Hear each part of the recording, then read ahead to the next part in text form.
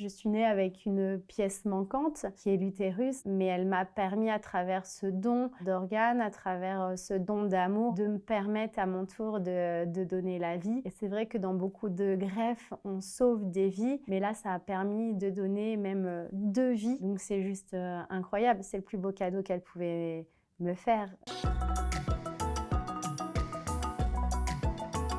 Je suis là aujourd'hui, le 8 mars 2024, pour la sortie de ce magnifique ouvrage, qui sont en fait les photos de Virginie Bonnefond, qui a gravé dans le marbre l'aventure extraordinaire qui est la greffe utérine dont j'ai pu bénéficier et avoir la chance d'être la maman de 2 enfants, 2 petites filles, Micha et Maxine. J'ai appris à l'âge de 17 ans que j'étais atteinte du syndrome MRKH, qui est l'absence congénitale d'utérus, par l'absence simplement de menstruation, ce qui m'a fait consulter et poser le diagnostic. J'ai entendu parler de la réussite de la greffe d'utérus pour la toute première fois à l'annonce de ce syndrome, mais ça avait été fait sur des souris, donc ça restait quelque chose d'expérimental sur l'animal. Et c'est seulement en octobre 2014 que dans les médias a été annoncée la naissance d'un bébé issu de la greffe utérine en Suède. J'ai eu la chance de pouvoir en bénéficier grâce en fait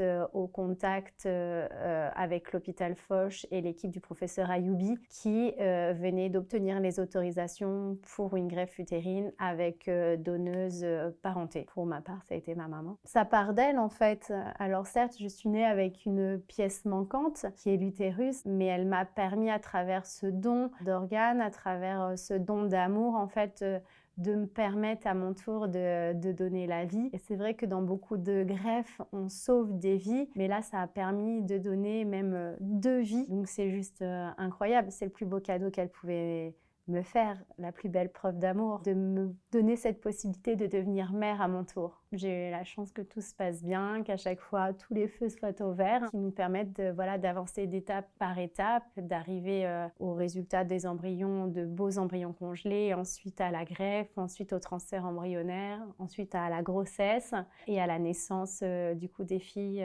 Ça a été une aventure incroyable avec le professeur Ayoubi et toute son équipe. Ce sont vraiment des gens passionnés par leur métier, par la recherche et ils sont vraiment ultra dans l'humain. On se sent considéré vraiment en tant que patiente, pas en tant que cobaye, étant donné que ça reste un essai clinique. Et du coup, ça a été une aventure extraordinaire. Et aujourd'hui, je retrouve une vie finalement tout à fait ordinaire de maman, de parents qui élèvent 2 petites filles. Donc ça, j'en tire que du positif. Et surtout, si ça peut être un message de l'avancée de la médecine et une possible solution, je l'espère, par la suite comme potentielle opération courante pour soigner certaines formes d'infertilité.